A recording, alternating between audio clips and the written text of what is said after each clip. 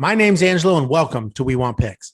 This is the only channel dedicated to UFC fight picks and DraftKings lineups run by MMA insiders and professional fighters. Every week, I join Dan Kramer and Nick Newell, two longtime professional fighters that have fought at the highest levels on the planet, as well as Jacob Lyons, a skinny kid from Indiana. So join us every single week for our full fight card breakdowns, our individual fight card breakdowns, our betting guide, and our DraftKings lineups.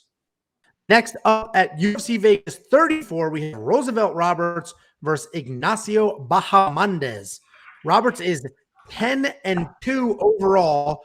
He is 2-2-1 in his last five. Ignacio Bahamondes is 1-4 overall, 3-2 in his last five. Roosevelt Roberts is very talented. He's a pretty highly touted guy. He did lose stock recently with a couple of – he lost to Jim Miller. There is no harm in that. Jim Miller's an all-time great. He's going to do what he does to some people. But he also lost to Kroom, and that's a rough loss, man. We saw Kroom go out there against Alex Caceres, and, I mean, that's a rough loss, especially after – Technically a no contest. Technically a no contest. I mean, watching – and it was because Kroom smoked some weed, right? And he got knocked out. Either way, it should be a double loss when you lose to somebody who tests positive for weed. It's like it's not even performance enhancing. Right. I don't know any. I don't know unless you're like Nate Diaz or Nick Diaz, where you're like smoking on the way to the ring, or the cage. I don't know that's any sort of performance enhancement. Well, either way, what has me worried is that loss to Kroom, man. I mean, Kroom is not good. Like, just not good. So anyway, Roosevelt Roberts is talented. He's very long. He has really fast hands. He has good movement. He uses his jab well. He sets up solid leg kicks, and he has good offensive submissions. The problem is, and Jacob and I talked about this in our live stream last week, not about Roosevelt, but other people, he will jump guard for a guillotine, and it is so stupid when people do that, and he will do it. And I think he's had some success with it, which all that does is encourage the bad behavior. Ignacio Bahamondes, he's very big for the division. He has a surprising amount of volume considering his size. He has really good footwork, head movement, and that protects him from power shots. He does shoot takedowns, and he does pretty well with them. So, honestly, I think this is a closer fight than the odds say. Roosevelt Roberts, man, he has me so nervous because of that Kroom loss, and I don't want to base everything off of one loss. But that does have me nervous. So before I give my pick, Danny boy, what are your thoughts? This is one of those things where, like, Roosevelt Roberts, like you said, lots of talent, was a big prospect coming in. The Jim Miller loss, no big deal. Jim Miller's, a true vet. But to me, he feels like one of those guys that's so skilled but just doesn't have a sense of urgency. Like, he's like – it's almost like because he's so talented, he has that kind of, like, shrug everything off type attitude. Like you land a punch on him and he's like, I'm good, that didn't hurt me. Like Kevin Holland. What's that? Like Kevin Holland. A little bit, yeah. Like he's got that swag, but it's almost like, all right, dude, there's some fights where you can't do that, and you got to just, you got to go, bite down on your mouthpiece and brawl out a close one. So I think he relies on his like superior athleticism and talent. And as you know, in fighting, sometimes that doesn't get you the win. So I do think, though, in this one, I think Bahamondes is definitely live. He might actually be the overall better striker. I wouldn't say he's the overall better athlete, but, I think he's live. Angelo, you said it all. He's a well-rounded guy. He's got decent takedowns if he needs them. He's actually going to be bigger than – I think he's taller than Roosevelt Roberts. It's close, but I'm pretty sure he's taller. So that's not an advantage Roberts is going to have. I'm not going to touch this one from betting or DraftKings just because there's too much uncertainty, but I have a feeling Roberts knows his back is against the wall. Like, he must be embarrassed after that last loss. Like, he's lost 2 in a row. The guy does have a ton of talent. Hopefully somebody in his training camp, woke him up a little bit and said, dude, stop playing around out there. You got to go out there and fight.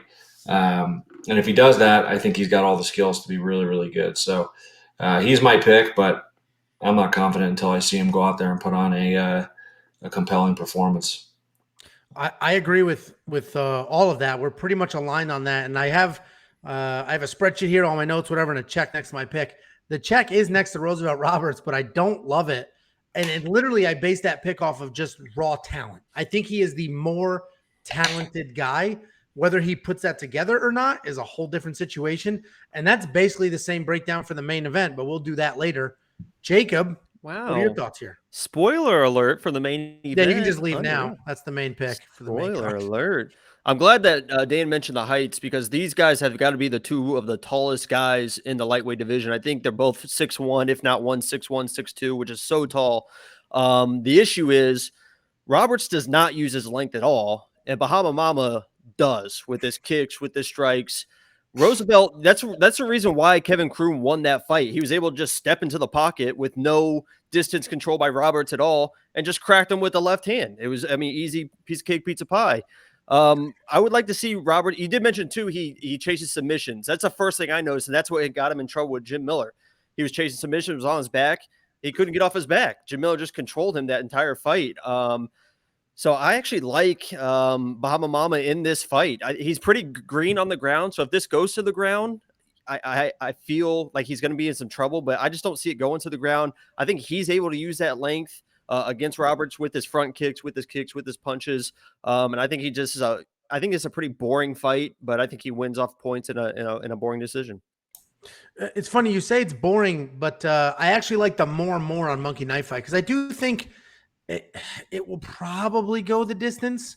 I think if Roosevelt Roberts gets it to the ground, there'll be some trouble there. But other than that, I do think it'll end up being is that your phone not on silent right now? Oh my God. Unprofessional. Movie theater rules, Dan. Anyway. A FaceTime coming in. I think From Dana? I think I'm not going to bet on this fight. I don't love it for DraftKings. I think it's super close. The DraftKings prices are really wide as far as I'm concerned. Yeah, I picked Bahama Mama, but he's not in my lineup. Yeah, and you keep calling him Bahama Mama. Is that actually his nickname, or you just keep saying that? He's just What's saying that? It's Jacob, dude. You have to ask these questions. Anyway, I like the more on Monkey Knife Fight. I do think it'll go 3 rounds or at least close to it. And I think there'll be a good amount of striking. I was gonna.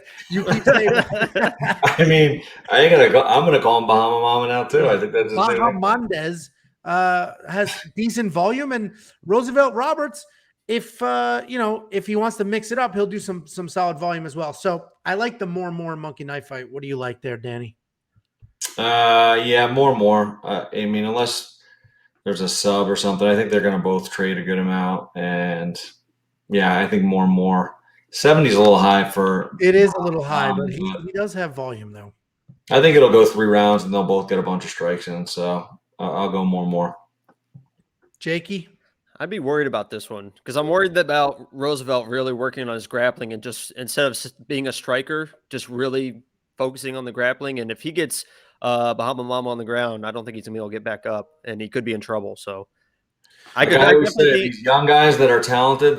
He last fought about a year ago, I think.